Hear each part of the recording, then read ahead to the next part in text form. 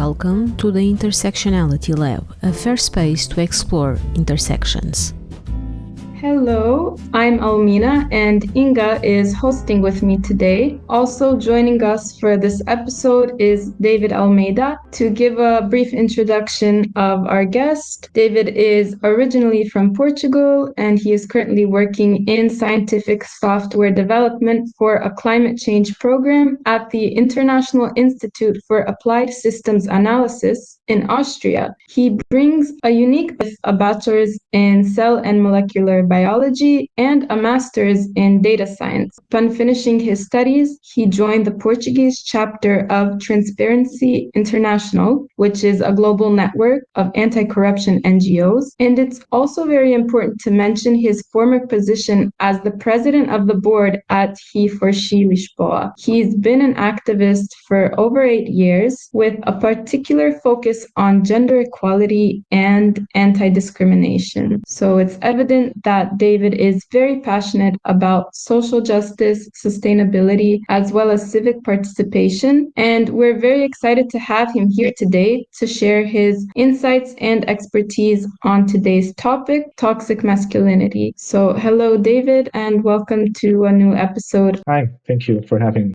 Thank you for joining us once again. It's a pleasure to have you. So we can just dive into the topic. So toxic masculinity, it's a concept we hear a lot. So it's important to define it and talk about it more clearly. So what would you say that toxic masculinity actually is? Yes, once again, thank you for having me. Always a pleasure to discuss these very poignant topics. So starting from the basics, or maybe for some not so basics. So toxic masculinity, for us to really understand the concept, we have to take a few steps back and understand the idea of gender, right? The concept of gender, which is separate from the concept and the idea of sex, right? So gender is specifically and especially a social concept. It is something determined in society by many different factors, be they historical, cultural,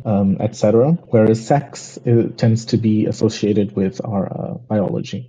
The biological reality and the physiological features of our bodies determine the sex that we are assigned at birth and the sexual characteristics that we end up developing as we grow. So for gender, in many Western societies, especially post-colonialism, gender has been defined especially as a binary concept where there are male people and female people, right? The masculine gender and the feminine gender. And of course, many of us that live, especially in the global north and Western countries, have a very good awareness of what these concepts tend to encompass. So male and female characteristics for gender are typically diametrically opposed, right? What is masculine tends to not be feminine, and people from either gender are expected not to particularly associate or incorporate features of a different gender in their behavior and in their person. So when we talk about toxic masculinity, really what we're talking about is a manifestation of the features of masculinity, of the male gender, of the masculine, to a degree that is considered, in fact, toxic by society. So what we tend to associate with masculinity, I think, is pretty evident for many of us. Men are expected to be, the breadwinners in families, are considered to be the stronger sex or the stronger gender, are supposed to be less emotional and more rational.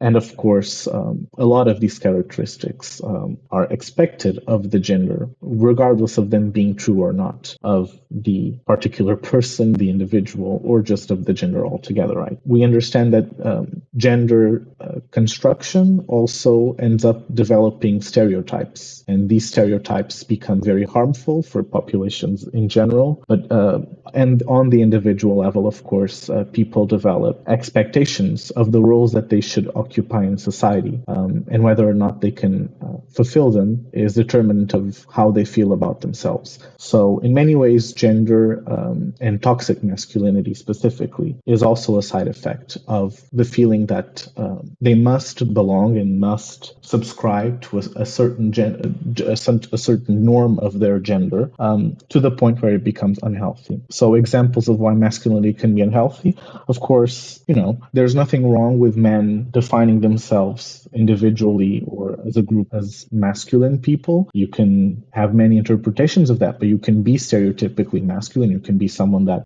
cares about their physical fitness and tries to be very muscular. You can be someone that maybe doesn't show off emotions too much, as long as you know how to manage them in other ways. You can strive to be a breadwinner. There is nothing inherently wrong with any of those characteristics. The problem becomes toxic when it becomes damaging not only to the person internally, but especially when it is projected outwardly and becomes a damage to the common good, And I think that's what we especially see with toxic masculinity. We talk about in much more, now giving more contemporary examples, of men and their behavior online, the harassment that they practice in public spaces, sometimes even, things like hooliganism, football fans and sports fans showing this community behavior of being, reckless disturbers of the peace. Of course, things such as sexual violence and sexual harassment can be manifestations of toxic masculinity,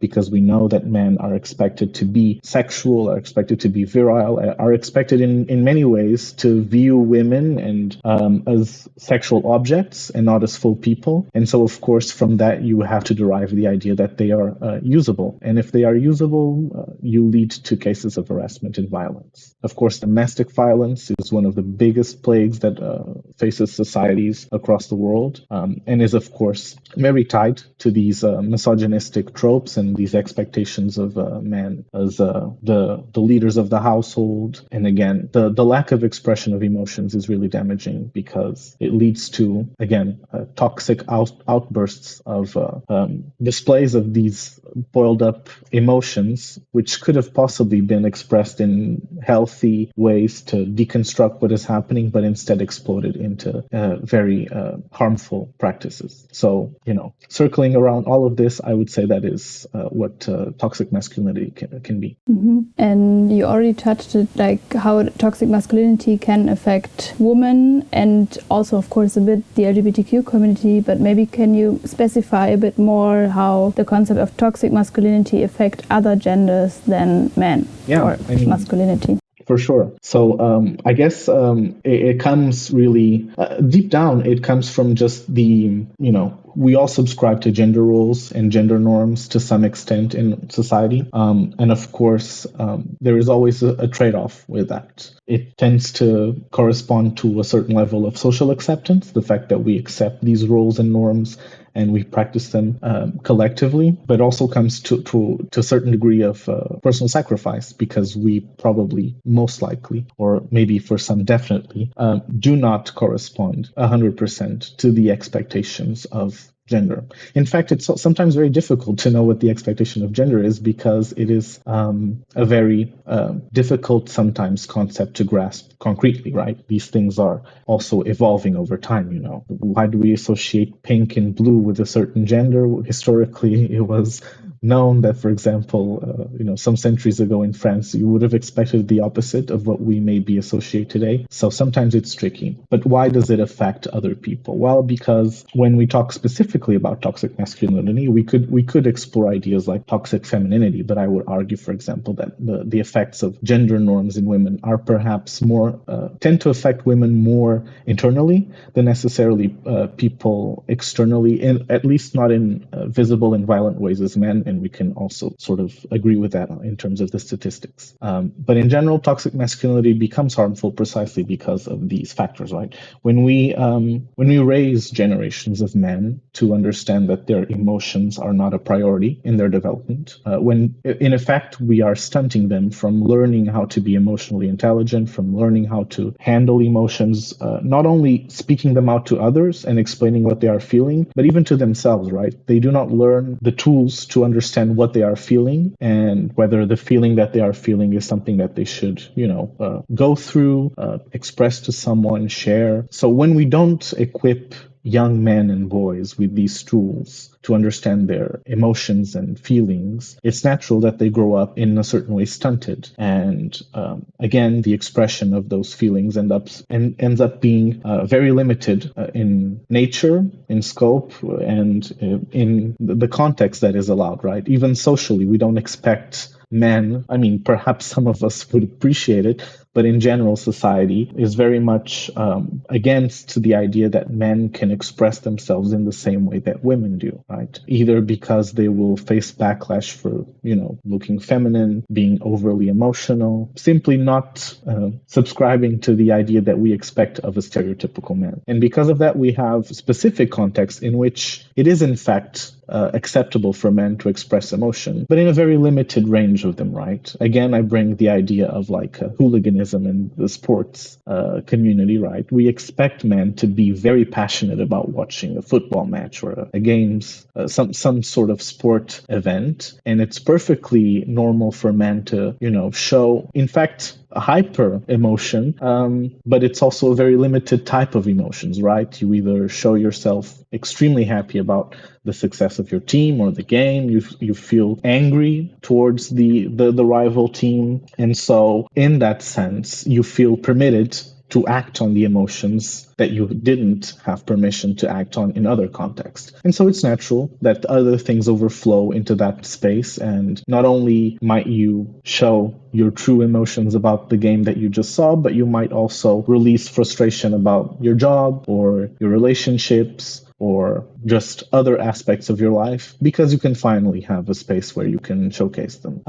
Again, the stereotypes and looking at how it affects other people, because men are expected to have certain characteristics to them, being masculine, virile, it is natural for them to also act against those that do not fall into those aspects, because masculinity also expects men to assert themselves as masculine by rejecting what isn't, right? So again, we talk about the LGBT community here, right? We see homophobic attacks because it is important to distance yourself from anything that might be perceived as not heterosexual, as minimally queer, because that is not a masculine trait. And in fact, it almost threatens your masculinity if you are associated with those ideas. And so naturally, you feel like you have to go against it. The harm on women is perhaps the most evident, of course, the violence against women. In fact, the violence against lesbian women is very prevalent and very high, precisely because, lesbian women might be the fraction of the population that tends to least necessitate interaction with men, and or at least in a relationship context. Lesbian women are not interested in being in a relationship with cisgender, heterosexual or not men. And so naturally, it is also a certain, not a threat perhaps, but a point of contention where, the masculinity of the man doesn't matter because it is just a complete non-interest on the other side. So yeah, there are many, many ways in which this happens. And importantly, it doesn't happen by just the actions of an individual. It is also a collective practice, right? Other men enable and facilitate the behavior, the toxic behavior that men participate in. We are just following now the conclusions of a huge scandal in France regarding a sexual crime perpetrated by the husband of a lady, Gisèle Pelicot. And it shows that, not only is it an unspeakable amount of abuse, but it shows precisely the pattern of men covering each other's backs in the practice of a completely heinous crime. And that tends to be one of the key starting points to actually making a change and asking men to help. It is to not allow them to stay silent in the face of discrimination, in the face of abuse, to be the first to break the chain and say, no, that is not correct. Because masculinity asks of men to be, to use an expression that isn't very politically correct. The stereotypical bros before hoes is very much alive in masculinity, and it needs to be critically assessed to, in fact, make things better for everyone. Yeah, that's a really great explanation, and you tackled upon so many different aspects, like the emotional aspect and emotional intelligence, and then also relationships, and it also mental health, right? You talked about how they're less likely also to seek mental health and care about that, and then also just their priorities and way of expressing themselves. You also mentioned young boys, which I think I would like us to focus on now. So young boys have so many role models, right? Who might reiterate this idea of what masculinity is and what boys should be. So I'm wondering what you think about this concept in today's world. So this concept has been around already for like some 40 years, and there's been more and more research on it. And now with more research on it, but also more influencers on social media, more access to the internet where people who aren't qualified to speak about some things can speak about those things freely and express themselves however they'd like. They have a lot of influence on boys, right? So we can see evidently that it is having a negative, that it's negatively impacting them as well. So what are your thoughts on this, about these influencers and people online promoting toxic masculinity? Yeah, it's a great question. It's one that I also think about all the time.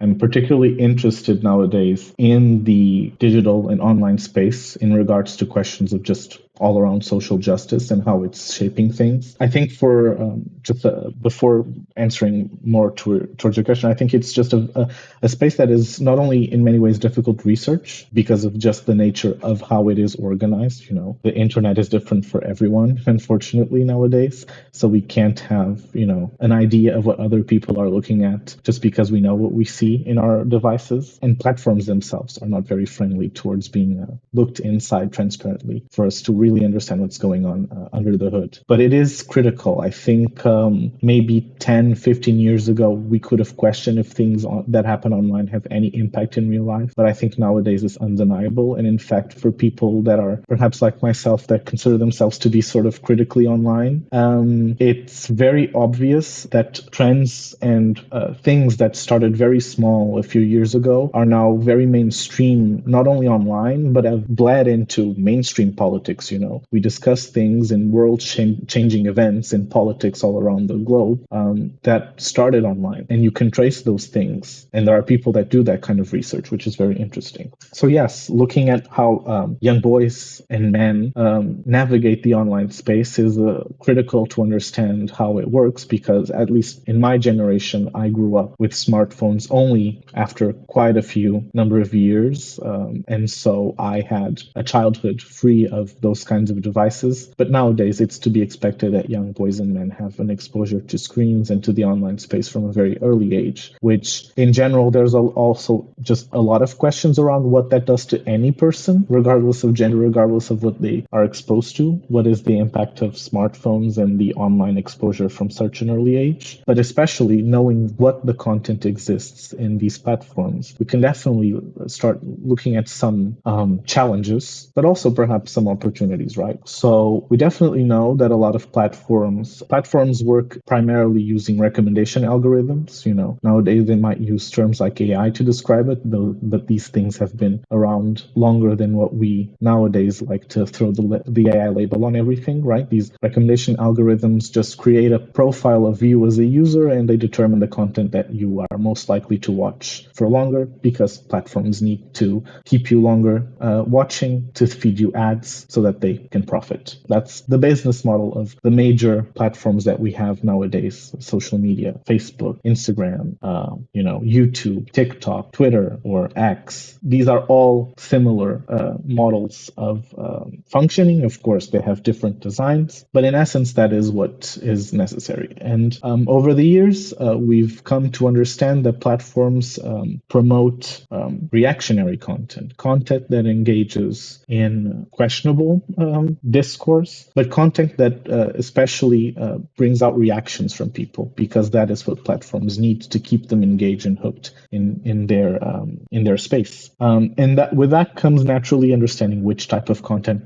elicits more reactions from the public. And it has been pretty clear that publications and content from right-wing leaning organizations, but especially from reactionary right-wing spaces, populist right-wing spaces, questionable practices and ideologies like what we typically refer to as the manosphere, right? This set of spaces online where especially men engage in almost a subculture in some ways and an ideology that creates a completely different worldview where, there is a very clear, even more so than in contemporary daily life, a very rigid belief of men as the top of the social hierarchy, many strict rules on how men should be, what men should do to maximize, their role as men,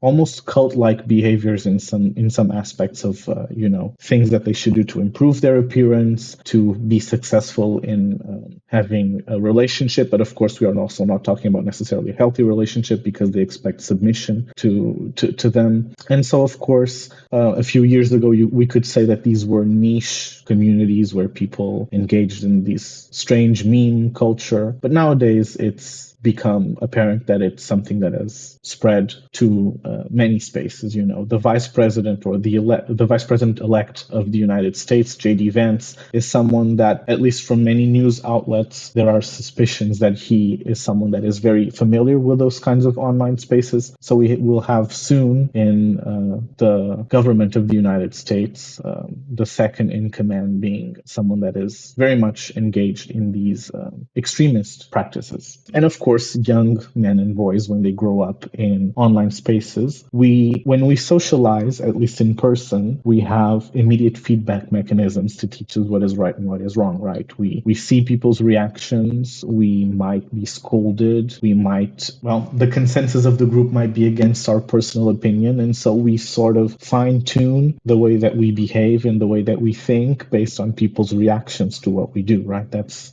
socializing in a nutshell, and that's especially growing up young and learning what is right from what is wrong. We also have parents that teach us those kinds of things, school teachers, all of these environments. The online space doesn't have that sort of moderation, right? The online space is curated for your experience and your experience only. The online space doesn't have necessarily people telling you what is right or what is wrong. That you might have a lot of people that disagree with you, but engagement online with other people tends to be very short-lived and very aggressive.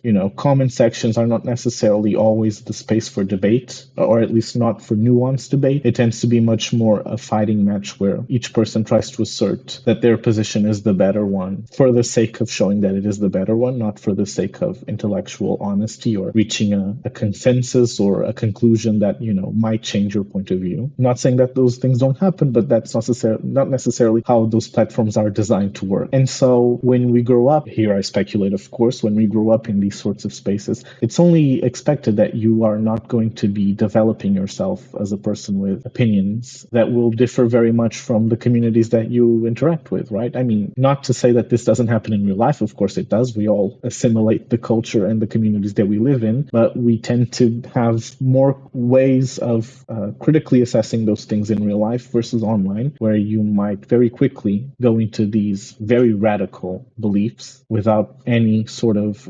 showcase that not only are those beliefs radical compared to the majority of other ideas, but you will have no one questioning your beliefs there. They will incentivize you to seek them out further. And in the offline space, other people will not know that you are engaging with these ideas, right? It's the aspect of the anonymity online and the secrecy. It's your little bubble that no one really can look into unless you actively share it with them, or they have some sort of access to your accounts if you're a parent. So yes, it becomes very difficult to have control, or to at least foster good types of role models and good types of lessons to take from the online space when it is so difficult to restrict the way children and young people access these spaces. So there needs to be, and platforms don't really have a big effort on their end on preventing these kinds of things, right? At the end of the day, they have numbers that they present in financial reports that will definitely boost their numbers with their shareholders and make their stock price go up. And, instituting better moderation and better regulation around the content that exists, the people that can access it, is only creating, barriers to access to the platform that will perhaps, at the end of the day, negatively impact their numbers. So they don't have a big incentive on their end to do anything. So it is up to us as consumers, as citizens, as people that participate in these spaces to make those demands of policymakers and of platforms to be able to change it. And there are good examples, right? I mean, yes, we talk about the manosphere. We talk about how there are so many influencers that are, negatively impacting the way young boys especially perceive the world, how they diminish the role of women and the importance of women in society, how they promote, even grifts and scams, young kids being hooked into betting websites and casinos online because those are the business models that tend to also sponsor these kinds of creators. But there are good examples. I would name, for example, a creator that I myself follow and that I find has very interesting discourse on this question. His name is Hassan Piker. He is a left-wing content creator. He mainly focuses on making left-wing analysis of news. But besides the fact that he is politically left-wing, I think he shows a very interesting example of how we can foster a sort of positive masculinity, right? You would look at Hassan and you would always expect him to be a stereotypical male person, the way he presents himself, the way he behaves. But he is very good at showing what an emotionally aware, emotionally intelligent, and critically evaluating man can be in many, many aspects. And he has the stated goal of trying to promote those kinds of spaces online to guarantee that, when young kids get into these platforms, they are not only exposed to that content, which is very profitable for the platform, but highly damaging to the young kids, but that they can also find spaces where they can maybe start from, or if they eventually end exposed to that kind of content, maybe are de-radicalized from the ideas that they may have erroneously subscribed to in the past. And I think you already started to go in a really important direction of how to get active and how to change or stepping out of also, for example, toxic masculinity. So it's socialization and how we grew up with. And I mean, you were president for He for She, and maybe, which is also very impactful movement worldwide. And maybe you can give some examples, because I think this is also a very good example of stepping out of this gender roles and going into action. And maybe you can share some goals of the movement and your experience there. Yeah, I mean, there's definitely in the name the idea that the He for She movement is trying to bring men into the fold of the gender equality conversation in the movement, right? And I've been reflecting more and more recently on this question, because I think in fact, for me, it might be a very critical, pivotal change in perhaps a new wave of feminism. Not that I am personally responsible towards determining historically when the new wave of feminism, if a new wave of feminism is taking place. But I do think that if we are on a new generation and a new time of social justice movements, that there is a critical question that we have to face, especially when we talk about feminism and gender equality, which is the participation of men in the movement. I think what we have seen now in global politics is that, in fact, there's been a high amount of backlash towards the conquests and the success successes of the feminism of the last few decades. The achievements that we have made in sexual reproduction rights, in women's emancipation in the workspace, in even LGBT rights, which are in many ways spearheaded by women in a lot of contexts. All of those things are now being threatened by reactionary politics in ways that are really gaining traction and that may actually nullify a lot of those advancements in very significant ways. So it is a sad reminder that, any person that participates in activism has present in their mind, or should have, which is that, advances are not set in stone. We are always working towards maintaining the rights that we have, because we live fundamentally in a sadly discriminatory society, right? We don't live in a society where everyone's lives and everyone's role is valued equally, and eventually there will be pushback. So a lot of us have to actively work towards maintaining and holding the ground that we have conquered in the past. And now we are seeing it with these reactionary politics. And what I want to argue here is that I think, despite the many successes of the feminist movement, which I, of course, applaud all of the brave fighters that have, perhaps I wouldn't like to use the word fighters because it's also very coded in a violent language, which I would like to avoid. But, the brave people that have achieved all of these great wins for humanity as a whole, really. One of the things that wasn't achieved, and I think there are many factors that involve it. I'm not, pointing fingers and blaming people, is that, even in all of these decades of women's emancipation, there has been a consistently low participation of men in the movement. I would say the first obvious factor towards it is that, of course, men are the privileged side in the conversation. So, of course, they have little to no stakes in participating, or assume they have little to no stakes in participating in the fight for equality. Because for perhaps,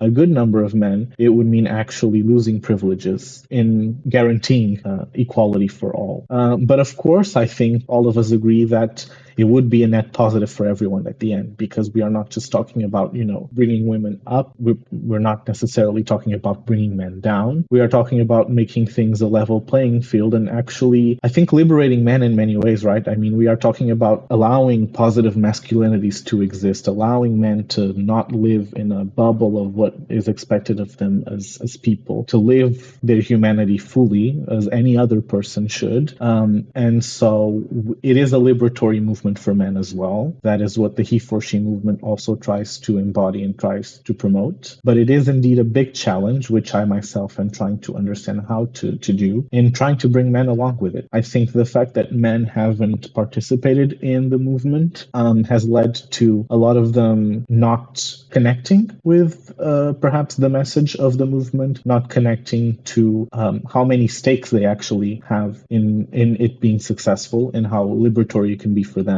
And ultimately, it's again, when we talk about representation matters, I think representation matters here as well, right? If we have a movement that is led primarily by women, which of course makes sense historically, the one potential disadvantage of it is that it's harder to communicate with the male counterpart and, speak in a way that actually targets the stakes that they have in this fight as well, and to make them understand why they should be participating. So that's something that I'm trying to learn myself, how to best communicate these questions with men, and making them understand that they need to participate if they say that they care about these things. And again, promote maybe take it in reverse, and the attitude of men protecting each other's backs should now become one where men call each other towards the fight to be part of it and to actively participate in it. I think there are lots of interesting projects happening, especially connecting to men and masculinities.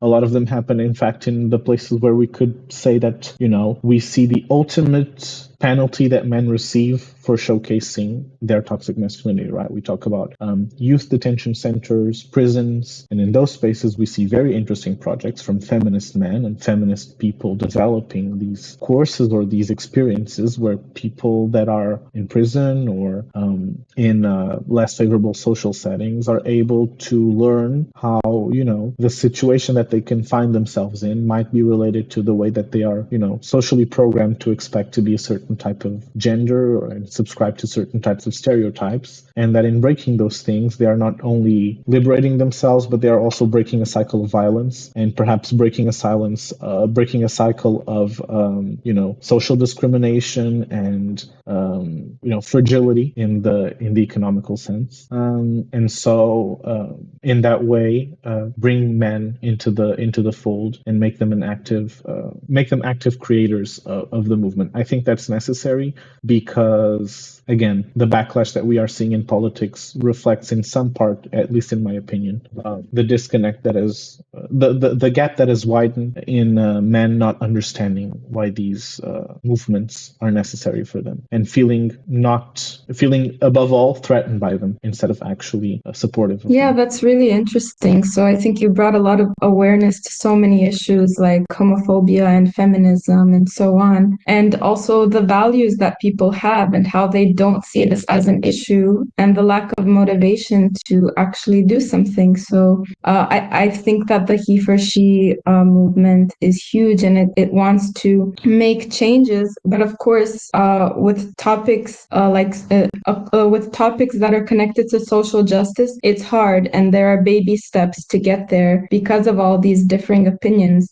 So speaking of your experience in he for she Lishba, what are some impacts that you have seen on your work, even if they are the smallest or maybe even some bigger ones? Which are you the most proud of? Can you share some particular situations? Yeah, for sure. I mean, I definitely do not underestimate the impact of small, like you said, baby steps of small change or change in a small scale. I think oftentimes in activism, the discourse tends to lean towards how to maximize impact, and I think it's very difficult to do both things, at least depending on the scale, of course, of the organization. But trying to maximize impact and also making, or by maximizing, meaning reaching the biggest number of people, but also being profound and meaningful impact, right? Maybe we can do a social media post that can reach 10,000 people in a few hours, but does that impact the same way as maybe having a personal in-person session with 50 people and every one of them leaves with lots of reflections and with a drive to think more or act more on what was discussed? So I do really believe that small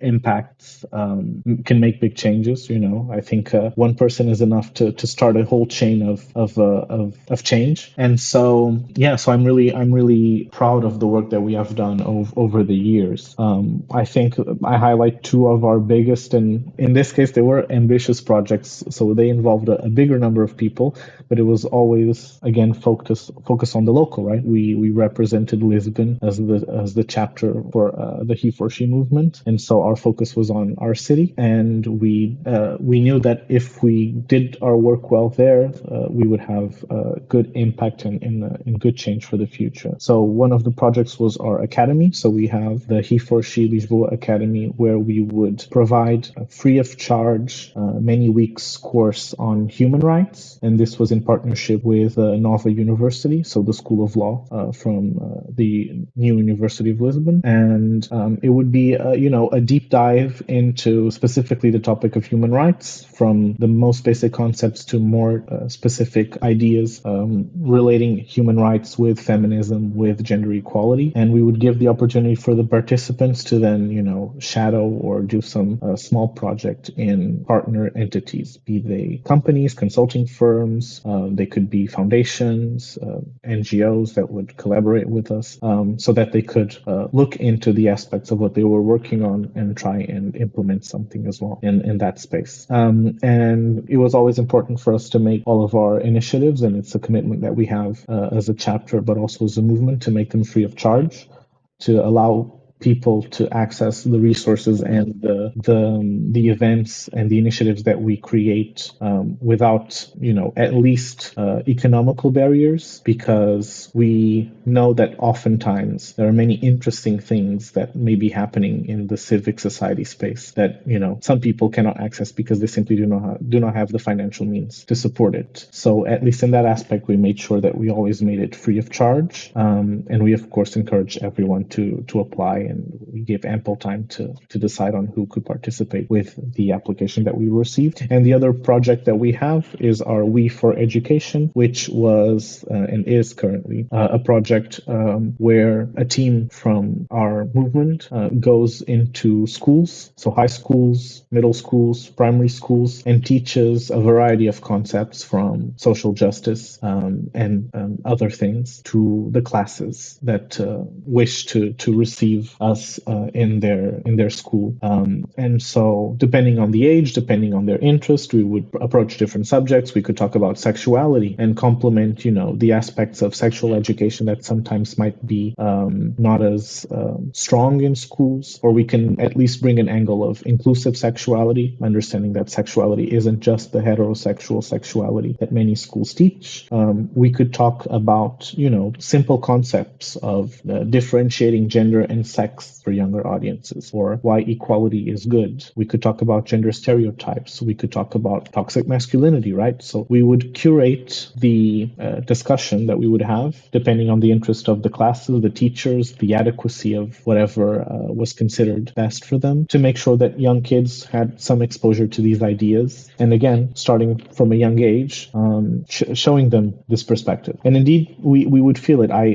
So we had a team dedicated for this, but they of course also prepared in case of needing people to back them up or to replace them. Occasionally, they would prepare the sessions with some of us. And I went to a school very near to where I lived, and I contacted them in the class in person. And it was a really interesting experience. I mean, it's interesting not only because you are working with a younger audience than you usually work with in your events, and you have to learn to adapt and communicate the ideas in simpler ways so that they can understand. But it's also interesting understanding just, sometimes we might be accustomed to the bubble where we live and to the people that we are surrounded with, and understanding how different perspectives are, or how people might not be informed about certain things. And so young kids, explaining that, it was very natural for them to expect a woman to stay at home and to do the chores and to take care of the household while they would, I refer here to young boys, but, when they would grow up, they would, become the breadwinner and become, the head of household. And so starting from a young age, trying to tell them, that's not fair for either of you. But, you could see them, having ideas, questioning what they were thinking. Other colleagues, especially, of course, the girls, trying to show them that it isn't fair, and creating interesting, sometimes chaotic discussion, but that would be very good for them to understand that the example that you have at home is not the extent of all the examples that may exist, and perhaps there are other ways of living that are fair and just for everyone. Yeah, for sure, and especially if you start from a very young age already working with kids, so they can understand it's not how it has to be or it shouldn't be. So I think it's a very sustainable approach as well. And maybe because we are already at the 50-minute limit, kind of, maybe you can summarize the conversation a bit and say in a few words how can we tackle toxic masculinity, or you already touched a lot of things, and how to promote positive masculinity. Now the biggest challenge, which is asking me to summarize something, because the 50-minute limit is clearly on my end, being very extensive with my answers. How do we tackle all of this? I think, I would say for men that are starting to face themselves with these concepts, starting to think about it, in the process of not just activism, but just in general self-growth, there is always also an awkward phase. And this awkward phase is one where we feel strange.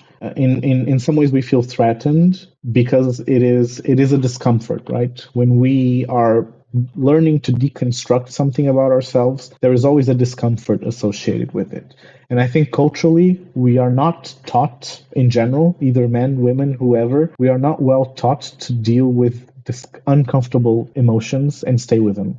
So my first appeal is for us to learn to stay with our uncomfortable emotions and ask them and ask ourselves, why does that make me feel uncomfortable? Why can't I stay with it and slowly but surely understand what is the cause of it, right? Because our instinct is to, skirt it off or dismiss it or be antagonistic against whatever is causing it, when instead we should perhaps ask, why does that make me feel uncomfortable, right? When we talk about, for example, I'm a queer person and we talk about internalized homophobia, again, when we bring about questions of masculinity and, feminine traits and all of that, there's a big part of, the queer community, especially when it comes to gay men, that have a very clear, I would call it a prejudice against other people, other men or male presenting people that express themselves in feminine ways. And in the past, I would consider that I myself had some feeling of discomfort in facing that. But,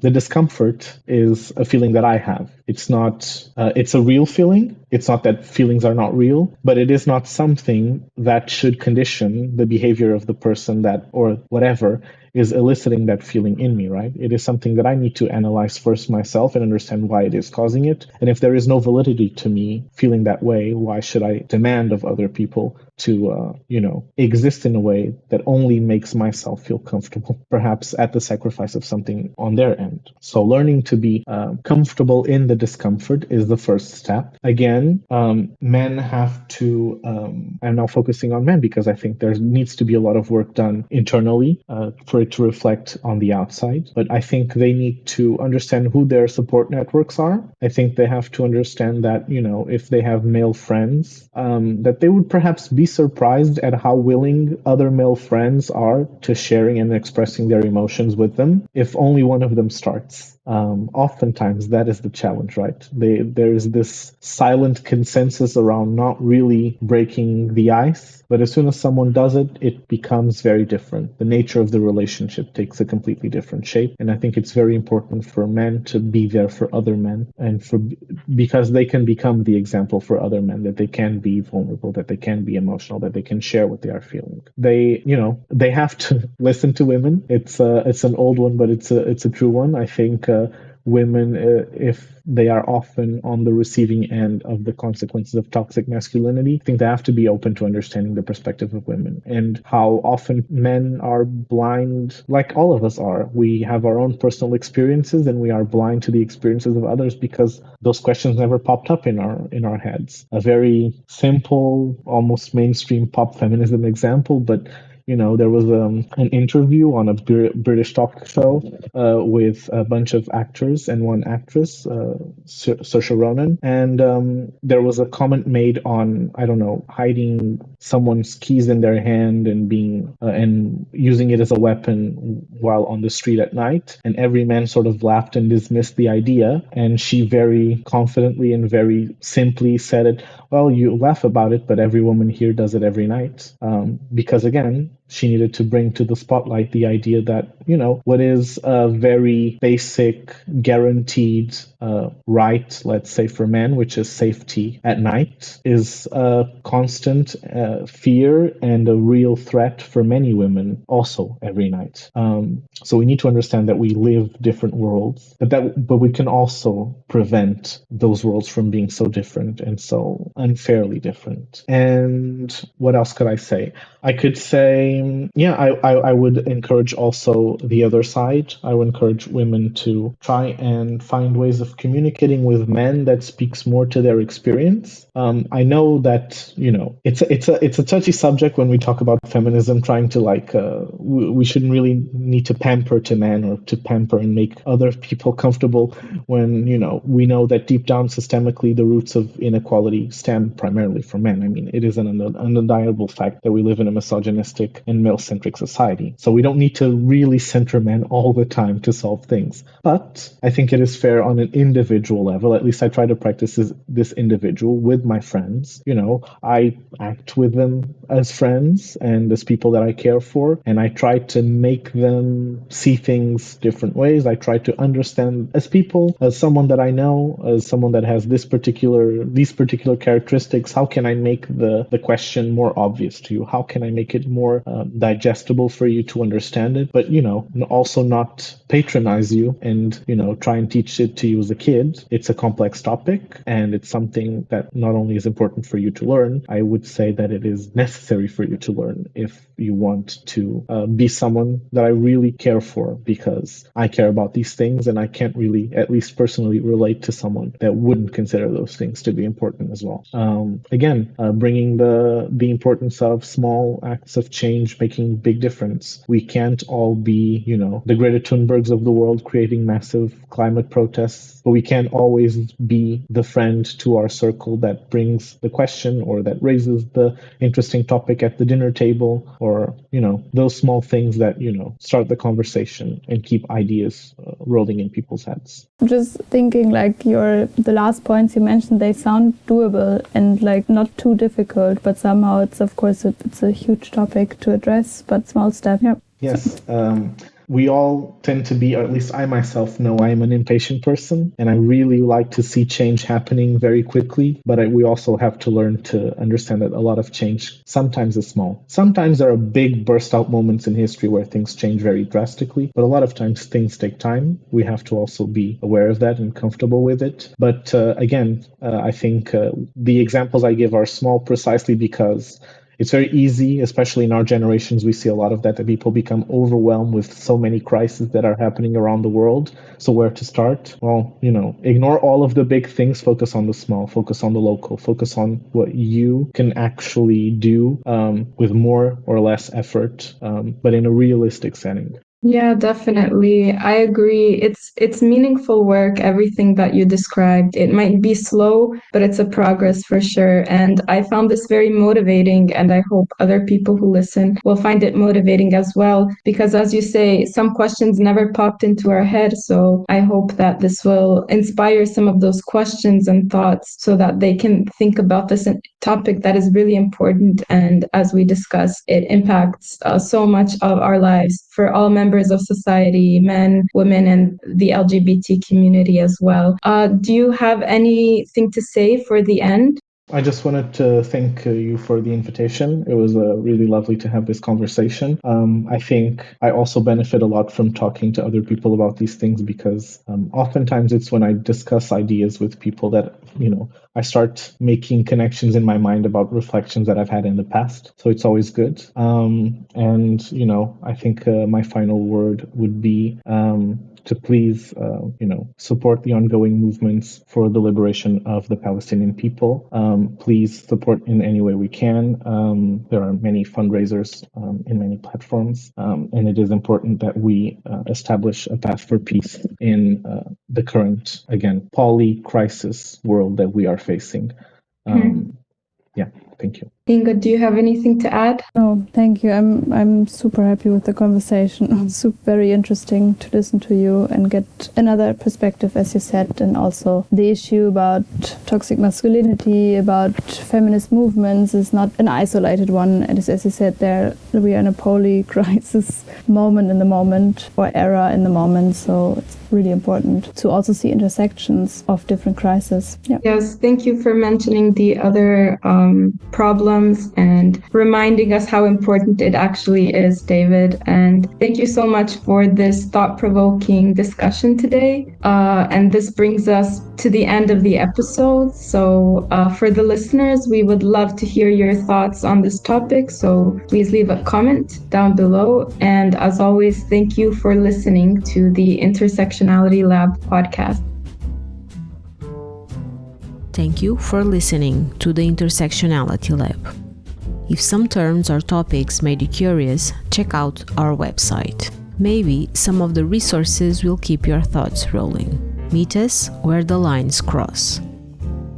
We are a non-profit research center working on human rights, gender equality, and active citizenship. And this podcast was created with the support of our team.